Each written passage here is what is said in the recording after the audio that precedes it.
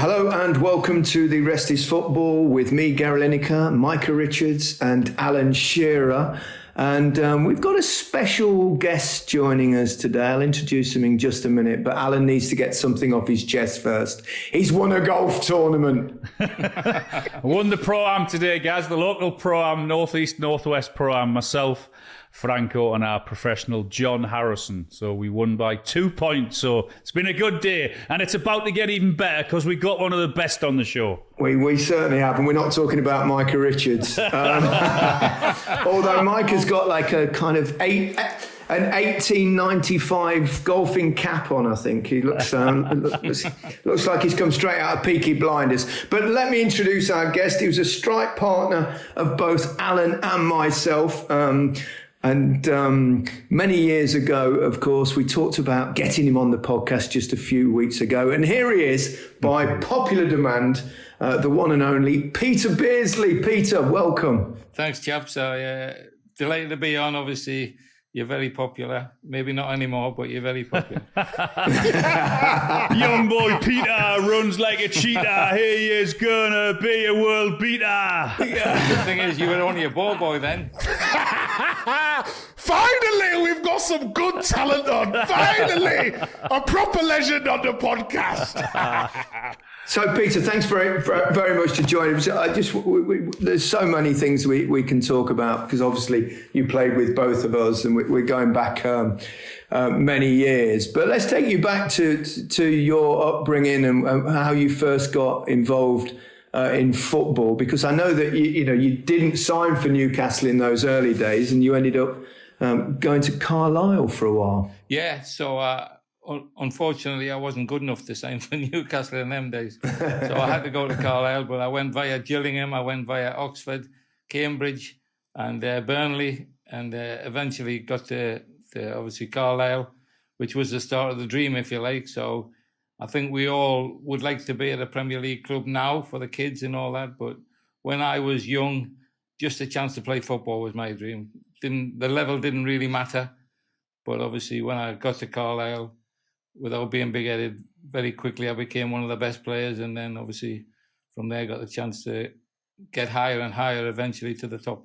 Yeah, I didn't know you went to Oxford and Cambridge. Not many people go to both those universities. Not from Newcastle. What was it like at Carlisle when you were learning your trade? Yeah, so when I first went there, I was 18, and the lad I went with, there was a lad called Stan Gate who was 16, and he was an apprentice. But because I wasn't established or at the early stage where they even thought I was good enough, I used to have to do the jobs with them. So I was doing the jobs, obviously cleaning out the dressing rooms as normal young players do, and didn't think anything of it because I used to work in a factory, so it wasn't hard, it wasn't difficult. But very quickly I got into the first team, and then I got told I don't have to do the jobs anymore, which was a massive thing because while Stan was doing the jobs in the afternoon, cleaning up all the mess, I was able to go out and do some more work, as in football work. Just kicking the ball. What were you doing in a factory, Peter? What was your job there? So I was a labourer. So it was you could imagine in this part of the world, it was a shipyard factory, and they were making the valves for the ships. And my job was to basically clean all the lathes, all the machines.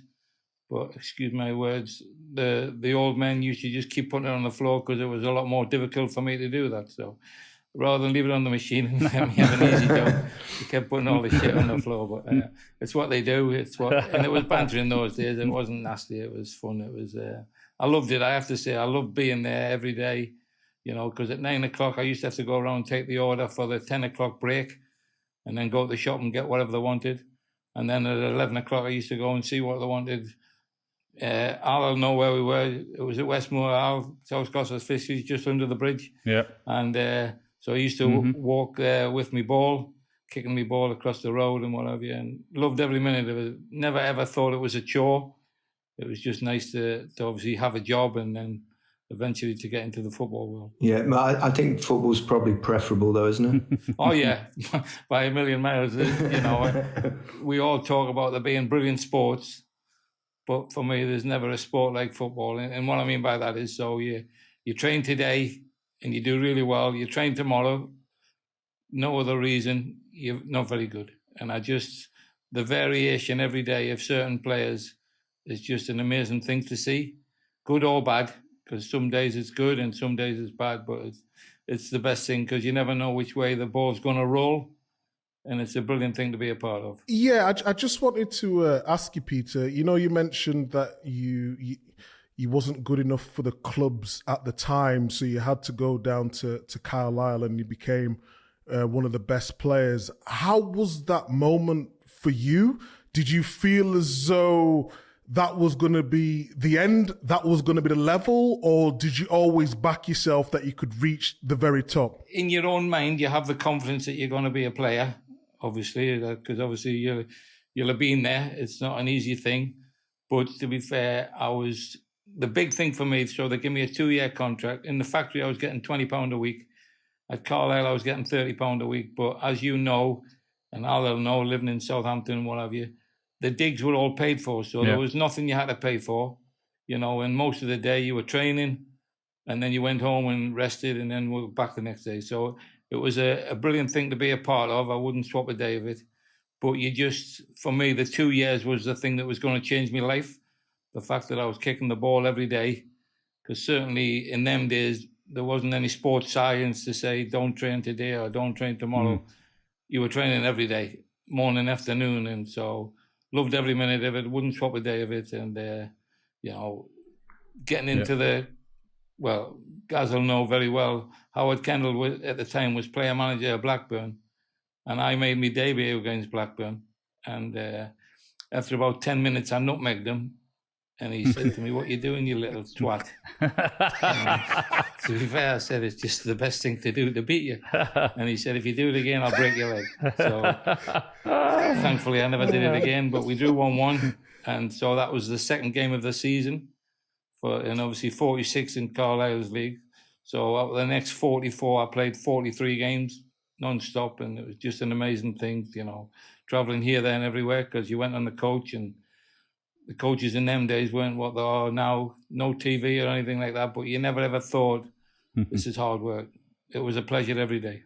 Pedro, how did then Vancouver Whitecaps come along? What happened? Yeah, so Pop Robson was assistant Bob Stokoe by the time this came around also. Bob Moncur had gone to Plymouth, and then Bob Stokoe came in, but Pop Robson, as in the West Ham and Newcastle, Pop Robson, he was assistant to Stokoe, and he said, there's an opportunity here for you to go to Vancouver. They're going to pay £275,000 in 1981, which was an absolute fortune. And I said to him, "Where's Vancouver?" Then honestly didn't have a clue.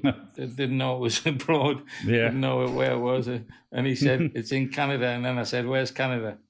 And but to be fair to him, he said, the thing that the reason you've got to go is, in your first season, you'll play against Pele, George Best, Beckenbauer, and Johan Cruyff. And it was just a brilliant experience.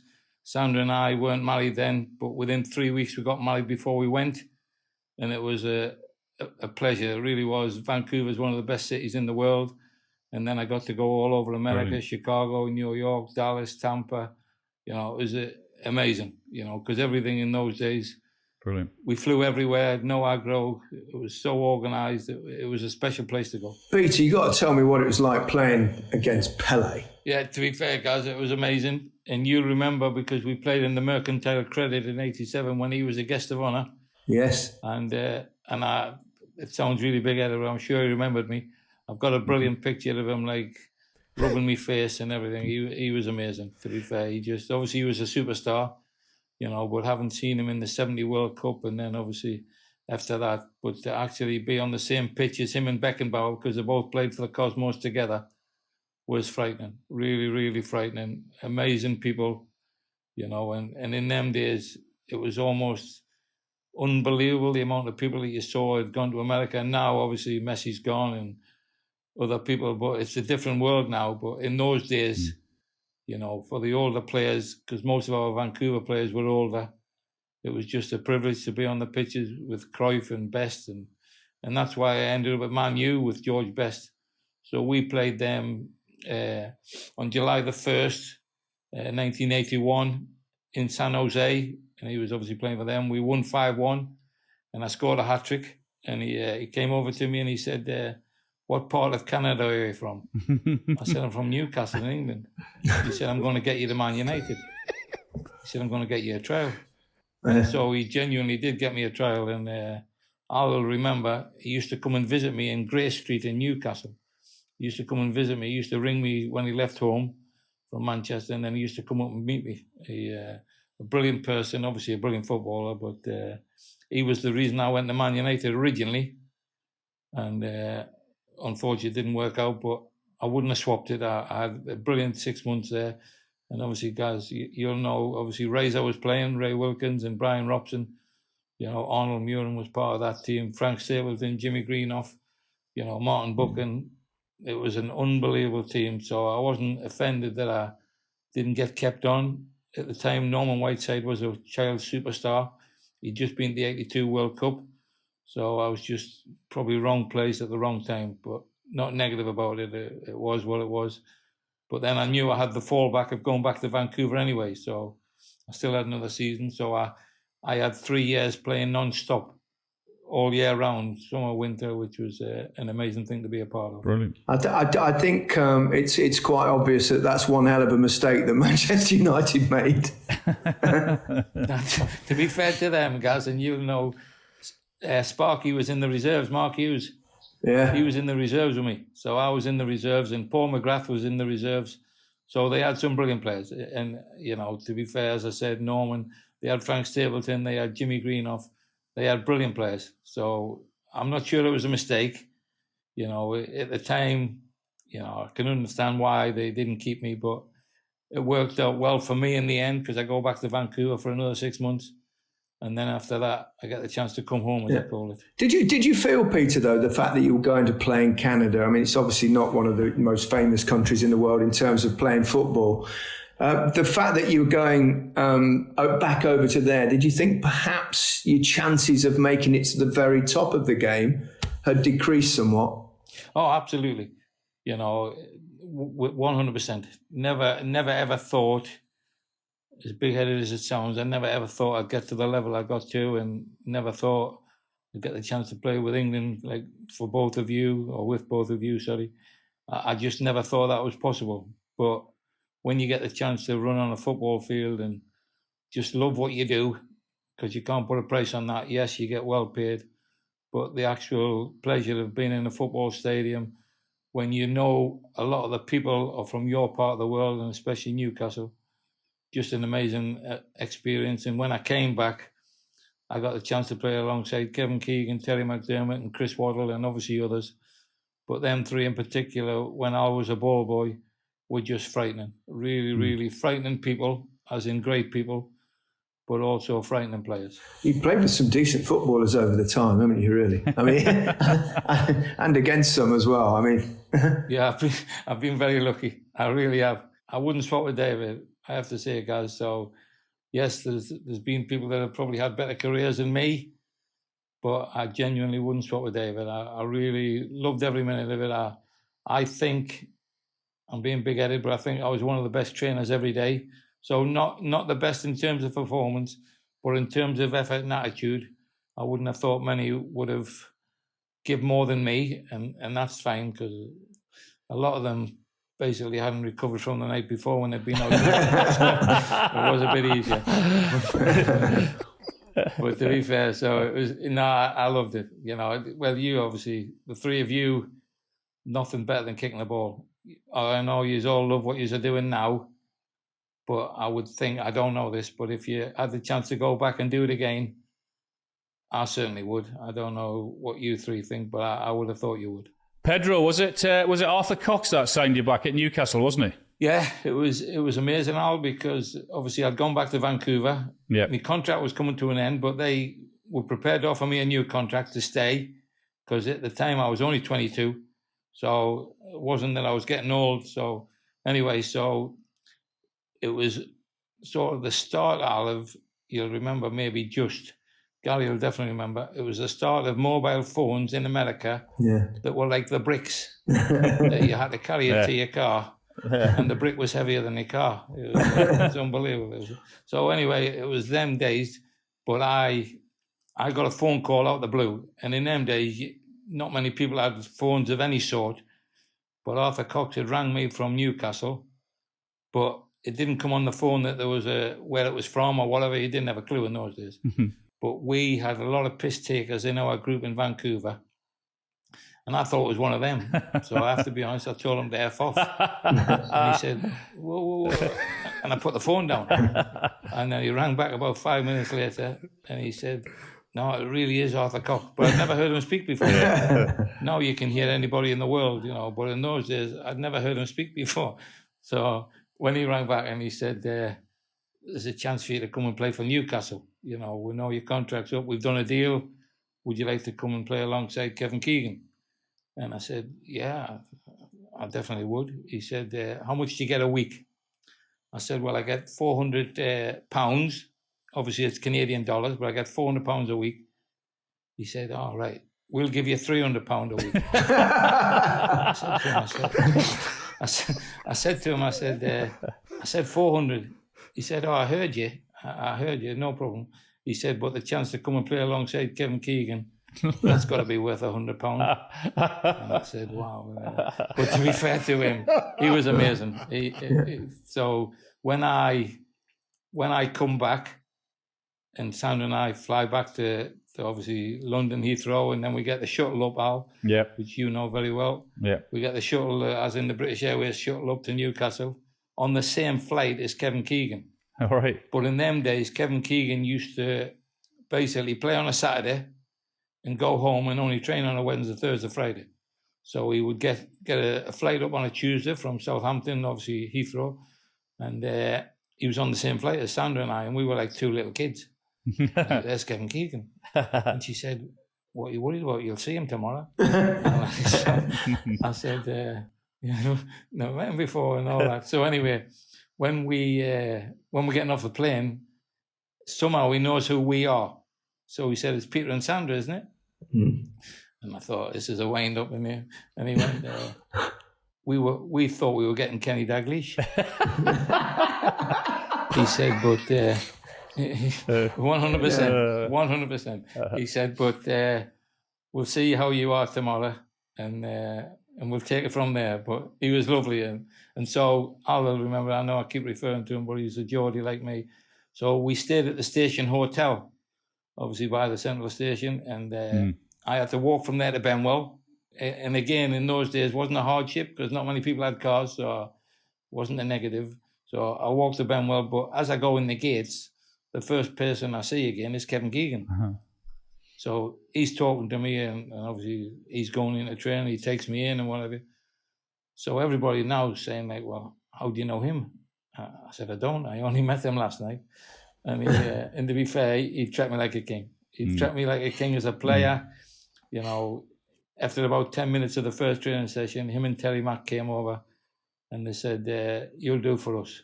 We don't need to worry about Kenny Dalglish. You'll help us get promotion, and then everything will be good.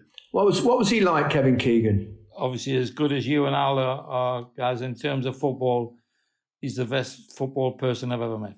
And obviously, I've met a lot of brilliant Sir Bobby Robson, and we've both, and all three of us, and Micah as well, you meet some unbelievable people in this business, and I really mean in this business. That are, well, we've all got so many that you can just like call a friend, really, and that's the great thing about it. But and I remember being a ball boy, he was like, for the size of him, probably the best header of a ball of anybody that size. And he used to say, because we had a goalkeeper called Kevin Carr, who used to boot it probably about 100 yards in the air, which is not an exaggeration. And then he used to come down and go somewhere near him. And he said, you better be running, because I will be flicking them on. And for the size of him, I thought, nah, that can't be possible. But any time you didn't go, he was going off it. So I kept running. And to be fair, we got promotion that season, which was amazing. To come back to the hometown club, we first goal at St. James's, being big-headed now, but we beat Man City 5-1. And Alex Williams was in goal, and obviously Micah will know him very well. And we won 5-1 and managed to score a hat-trick. So just amazing to do that. Obviously, Al did it so many times, but to do that at St. James's having been born less than a mile from the ground, really, was amazing. Didn't you score a hat-trick against Sunderland as well? Yeah, I did. And I also missed a penalty in the same game. But 1985, New Year's Day. You got something in common, Alan. That's just about to say. At least I'm not the only one that's missed a penalty against Sunderland. To be fair, the good thing is, Al, please don't take it the wrong way. I was lucky enough that it didn't matter. Correct. To be fair, Al, you've done it so many times, Al. So absolutely. Obviously, we'll talk later on, Al, about when you eventually came to us, as it were. So, no, to be fair, Kevin was amazing, looked after me. And I ended up, Gaz, and you'll know, because it was very rare for me. I scored 20 goals in that season in the league. Yeah. Only time I ever did it, because obviously I used to pass to everybody else. But so Chris Waddle was there, and obviously Kevin was there, and we scored 65 goals between the three of us. And that's why we got promotion. It was around that time you started to attract attention for England, which is when we met, Peter, of course. Playing for England, Bobby Robson brought you in, didn't he? Yeah, absolutely. Yeah. And I think it's safe to say it's that both me and Alan, we've said this, that our favourite partners to play with. You were certainly mine with England, and my goal scoring ratio when we played together with England was almost a goal a game, and that was mainly down to you. But it was magical from the start, and the first time really was actually, there was a friendly before, but it was that Poland game, wasn't it, in Mexico '86? Yeah, amazing. So my first one was the January. We went to Cairo, if you remember, and I actually came on as a sub for you. You got took off, and Gordon Cowan scored that day, and Danny Wallace scored. So obviously they both scored and never played again. It was quite strange, really. But then obviously we went to play against Israel the next month, and then in Russia, Tbilisi, which was a nightmare in terms of a place, but in terms of the goal, if you remember the goalie, as we used to call him, saved the penalty that day. We won 1-0. And if you remember, I did a slide tackle in the corner, crossed it, you jumped over it, dummied it, and Waddler scored from the edge of the box. And so on the morning of that game, guys, Bobby Robson had said to me, "This is your last chance." To me, myself, he said, "It's your last chance to have a chance to go to the World Cup." So I'd only had 2 caps. I was a bit harsh, but that's the way it was. And so at the end of the game, obviously we were all celebrating because it was a big win. After the game, so nobody would have seen or known, he took me into another part of the dressing room, and he said to me, "You're going to the World Cup." Like 12 hours ago, I was going home. It was just like quite weird how we just went from being so negative to so positive, and then to go to the World Cup in '86, where you obviously were the top scorer. It was just an incredible thing. Peter, you have played with some, excuse the language, fucking unbelievable players. I mean, Keegan, Aldridge, Rush, Andy Cole. I'm not even going to mention Gary. But who was the best player you'd say that you played alongside or played in a team with? As weird as it sounds, Al, it wouldn't be a striker as such. It would be Barnsley. Right. Barnsley, when I went to Liverpool, was unbelievable. So obviously Micah will know him really well. He's a really top person, and you obviously know that, Al. But like, what a player! What an absolute unbelievable player. He would carry our team, Liverpool, when we won the league. When we first went, the two of us, he was frightening, really frightening. But when you look at people making goals like Aldo we had Rushy, as you said. Yeah, just kept scoring goals for fun because of his delivery. I was, without being negative, being the worker, chasing people. But by the time I chased people and we got the balls to Barnsley, I could have a rest till he crossed the ball, and then I'll try and get it back again. But that's how it worked. And I roomed with Barnsley for 6 years with England, and obviously Liverpool. Absolute diamond of a person, diamond of a footballer. And just a pleasure to be around, and Micah will know that, and he'll have had a couple of nights out with him. He's a brilliant person to be with, and definitely the best player I ever played with. Correct. Since Al's fishing for compliments, Peter, you could create a forward line, and you're in there yourself. Who are you putting next to you? Are you going Alan Shearer, or Gary Lineker? Let's address the elephant in the room, because that's what the people want to know. Am I allowed to say neither? Okay. That's the best answer. It's a really hard one, and I'm going to cop out. The reason I'm going to cop out is because when Al came to Newcastle, unfortunately, I wasn't his partner. So Celez, as we call him, he was his partner. And so, Al would probably tell you, I probably didn't make more than 2 or 3 goals for him. You know, and Gary, as complimentary as he is, and I really appreciate it, I probably only made 2 or 3 for him. But seriously, he obviously scored lots of goals while I was in the team, but not because of me. And I really mean that. I'm not negative about it. Really, really, when I look at it, and I have to be honest, you may think I'm a bit sad, but I do look on YouTube about all your goals and all that. I hardly made it. I remember making one at Wembley against Brazil. Yeah. When you tapped it in from a couple of yards. And I remember Kevin Keegan was doing the commentary that day, and he was talking about how I enjoyed making goals, wasn't bothered about scoring them, which obviously not completely right, but you understand what I mean. And so when you talk about your goals against Poland, you know, scoring a hat-trick in the World Cup, you know, I'm not even sure I was involved in any of them apart from me passed down the line. Hang on a minute here, Mr. Beardsley. Hang on a bit there. You were involved in the build at the ball you just said, but one of the reasons I'll say this is because you used to do the hard yards. You used to chase everybody. You used to win the ball. You used to create things, get the play flying. And the other thing that you did, and the reason I always say that I scored so many goals with you, is that you didn't really get into the box that often, which for me was important, because people always say, oh, you need a load of bodies in the box to score, like to have a chance of scoring. The more bodies you have in the box, the more defenders that brings in the box. Therefore, there's less space in the box.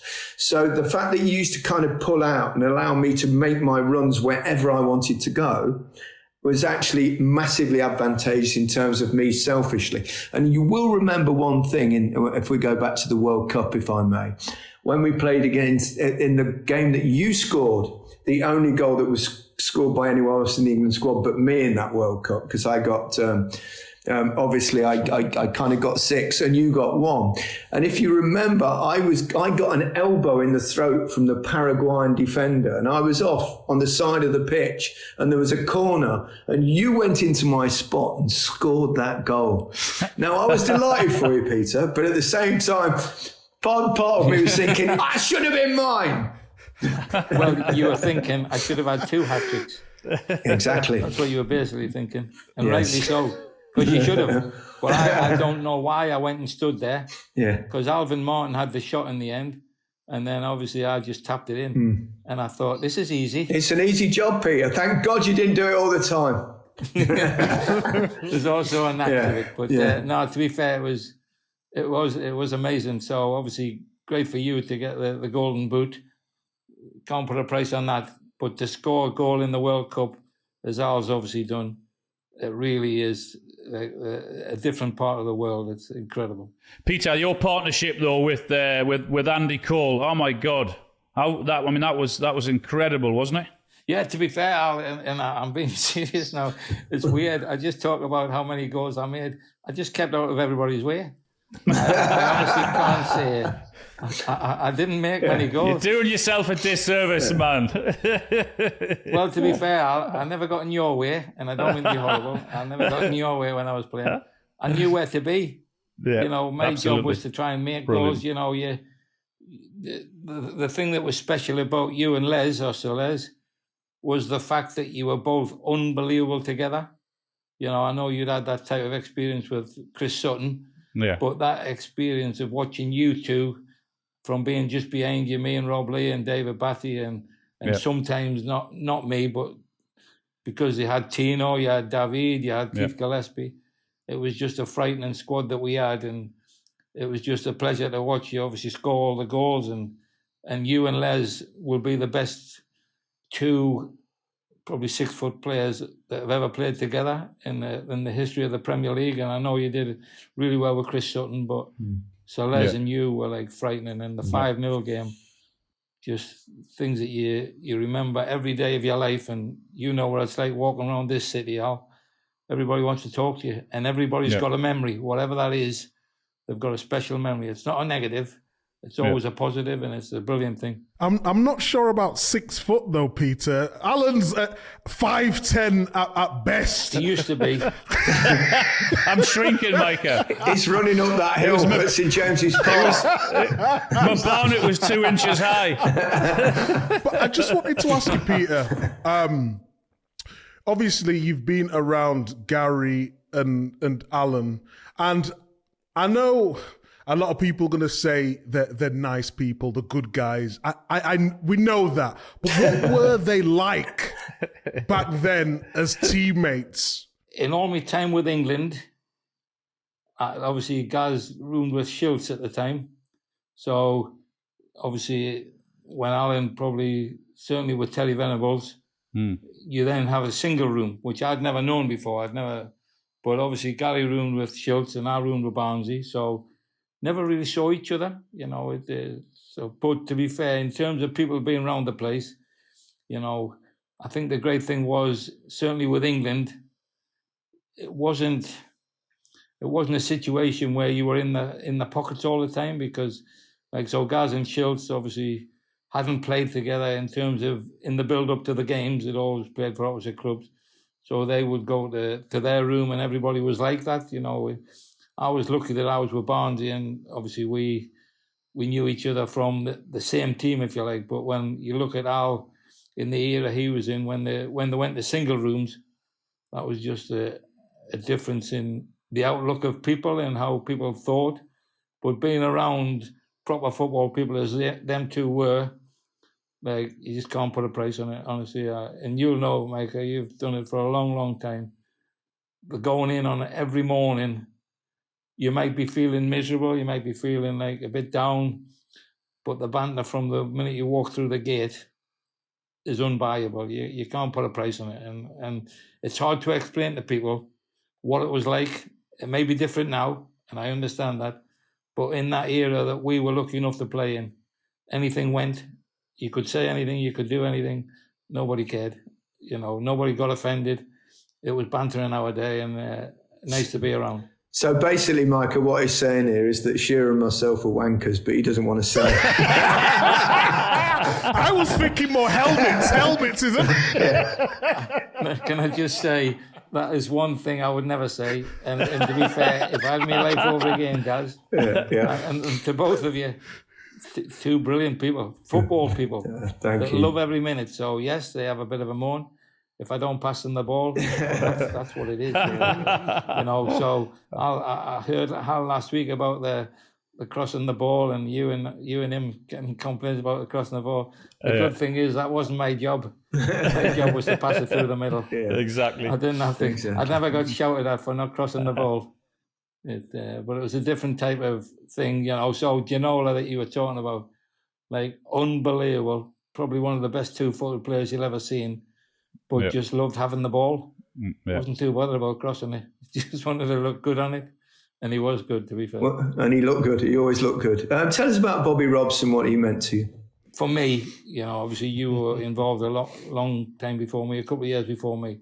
But he was unbelievable. Just a special person. Obviously, what he's done for the city of Newcastle, and, you know, having gone to Ipswich, and then obviously the England job, and then get the chance to come and manage Al when he scored his 5 goals in Bobby's debut at home. It's just unbelievable person. You know, we all, it sounds weird to say we were proud to be at his funeral, but you know, you obviously spoke of it, guys. It was unbelievable, and nothing less than he deserves, because he was a proper football person, was obsessed with football in the nicest possible way. But we had the pleasure of going to 2 World Cups with him, and he really was a special man. Yeah, he was. Tell us your favourite Bobby Robson story. We've all got one. Mine was when he was at Newcastle. So I was in the academy at the time, so we had 17s and 19s it was, and then Micah was probably in that era, if you understand what I mean. So it was 17s and 19s. So Kenny Wharton ran one team and I ran the other. So we ran them, but So there was an event in Dallas tournament. So Kenny took my best players, and I don't blame him because I was in charge of the 17s. He was in the 19s, but wanted to go and win the Dallas Cup. It was a prestige tournament for young kids, and so he took the best 17s out of my team. So I basically had to go to the baseball ground to play against their under 17s. And you'll remember, the three of you will remember him. Tom Huddleston, again, was a child superstar for Derby at the time. And we played at the baseball ground. And so we lost 5-1. And to be fair, I was happy with 5. We got absolutely battered. On the way down on the bus, guys, we've got a kid called Chris Basham, who's 12-year-old. Never been involved with the academy before in terms of that age. And you remember Chris, obviously Premier League player. Yeah. Sadly got a bad injury not that long ago, but a great kid, really good kid. So I said to him, I'm thinking of playing you today. I said, do you fancy it? Really? He was ecstatic, but genuinely ecstatic. So anyway, he plays in the game and we get battered. We got absolutely battered. And as I say, I'm happy with 5-1. So I'll remember there's a paper in Newcastle called The Journal.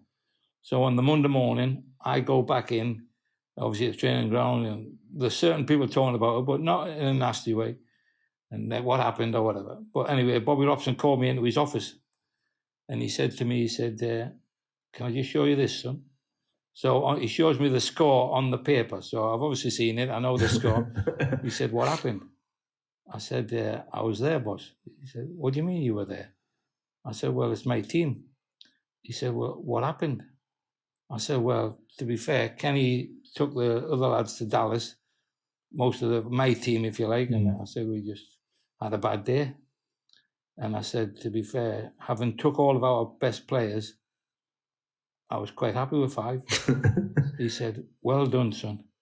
He said, what a great result. Honestly, how he changed from being so negative to so positive. It's just unbelievable. But it was like, honestly, but I never thought like he's going to call me in or anything like that. But once he realised, he said, what a brilliant result. Do you think we share the same biggest disappointment, the 1990 semi-final penalty shootout against Germany? If you remember, guys, you and I were chatting about what we were going to do, and obviously, and Al's obviously experienced this a lot more than even me or you probably, but when you obviously eventually get to go on the long walk, as it were, from the halfway line. The penalty shootout, yeah. My thoughts were, that goalkeeper looks big. That goal doesn't look very big. And you just think, what's going on here? But to be fair, if you remember, guys, you and I were talking, and he came over to us, Sir Bobby, and he said, there's 5 million back home watching. Don't let me down. You're fucking kidding, aren't you?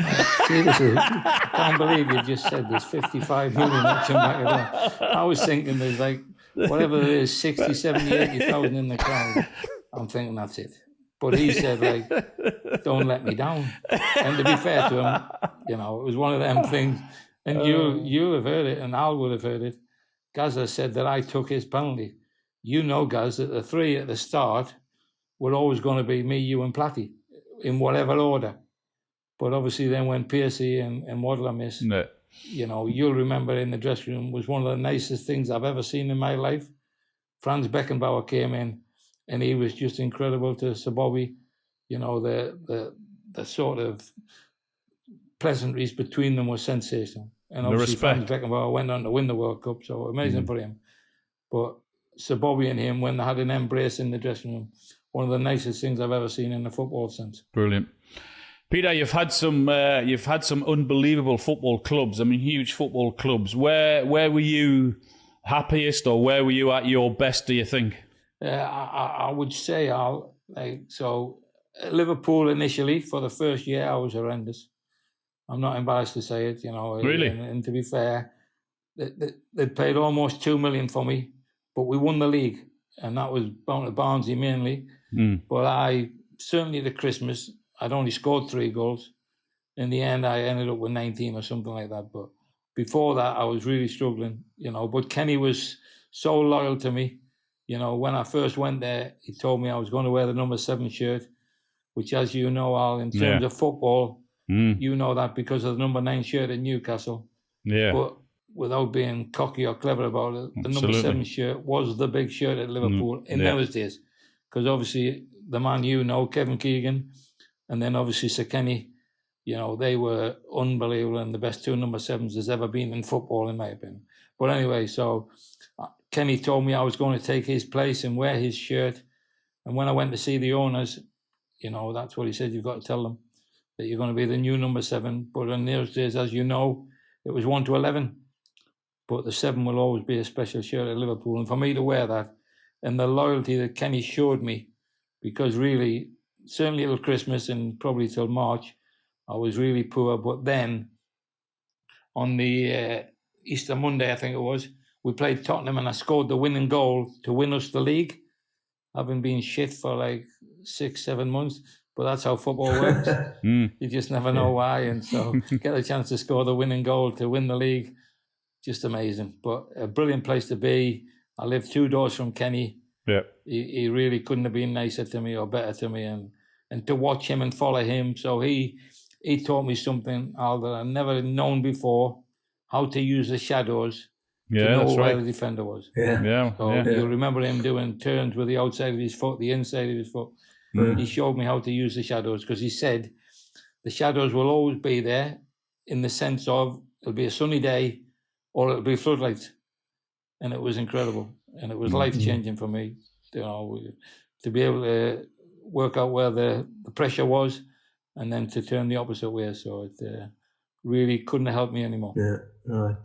Amazing stuff, really, that, isn't it? I mean, looking at the shadows on the pitch, we'd have been decent players if we'd known that. When I went to Blackburn and obviously worked with Kenny as manager, I remember him saying exactly the same to me. When the ball's coming into you, have a look. You'll be able to, instead of having a feel of the defender where he was, you'll be able to see it in the shadows. And my response to him says, "Well, what happens when it's not sunny? I'm fucked." Does what it's like. But it's like, I thought he was taking the piss to begin with, but he was genuinely. And it's amazing hearing Peter saying Kenny told him the same thing. Yeah. It's mad though, isn't it, in a way, because you've kind of got to work out where the sun is as well, surely. If the sun's pointing at you, then the shadows are going to be behind you. That kind of doesn't work. I'm just talking about the science here. I'm trying to get my head around it a little bit. But did you have a little compass in your sock or what? I think you may be overthinking it. I think so. Yeah, Peter, I've got to ask you because you had that little skill thing that you did. You know, when you flicked one leg and then took it, and I never quite worked out how you did it, and it was unique to you. I've never seen anyone do it since. I'd never seen anyone do it before that. But where did that come from? People that watched the game regularly in those days will know what I mean. You had a little it should have been called the Beardsley. From when I was a kid. So my dad always told me I needed to be 2-footed. Yeah. And he said, you need to be 2-footed because you need to be able to go both ways. And when obviously his hero in his day was Bobby Charlton, who was probably one of the best 2-footed players anybody will ever see. And so he said to me, you need to be able to use both feet.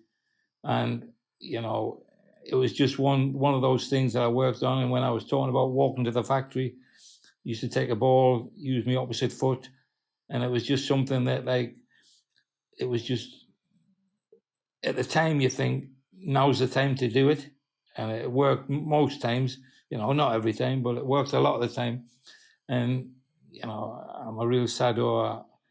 People tell me about this goal and that goal, and I'm really lucky that I scored some brilliant goals, but just the fact of scoring goals is something that never really bothered me.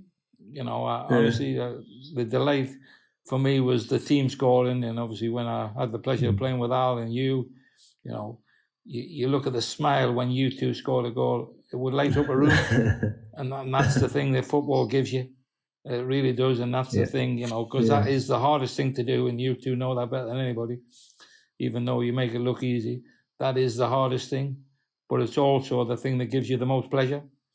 You know, unless you're a goalkeeper, obviously, but it's a great thing to be a part of. Absolutely. I can't let you go, Peter, and you've been very generous with your time. Thank you very much. I've got to ask you about Gazza. I mean, You know, it's amazing. You mentioned the name Gazza, and everyone starts laughing. Are we allowed to swear on here? Fucking right, you are. Yeah. So obviously, I would have been there, and I really mean this. So Euro '96, I didn't make the final squad, and I'm not offended. Terry Venables, as we've said before, Gaz, amazing man. And obviously, I would know that he was his captain. Amazing, amazing man. And I really mean that. So he basically, when I was at Newcastle, because I got left out of the squad by Graham Taylor, he had done a deal with Kevin Keegan and Terry Mack. They knew that he was going to put me in the next England squad. But I had no clue. Really had no clue. And not a negative, just had no clue. Never dreamt of playing again for England after Graham Taylor binned me. And that's fine, because that was his opinion. So anyway, they call me in and they say, how much would you give us if we have a bet with you? How much would you give us if we have a bet about getting back in the England squad? I said, well, I'd love to get back in the England squad. How much would you pay? And obviously I didn't know at the time, Gaz, but they spoke to Terry Venables and he had already decided I was in this squad. And so they were basically taking the piss out of me. And so they basically got me to give them a figure, and then basically they took me money. They gave me it back, to be fair, but at the time they took the money off me, and they just took the piss out of me. But I didn't know I was going to be in the squad. So when I left as in England, Graham Taylor, I was on 49 caps. And to be fair to Terry Venables, he gave me my 50th, obviously.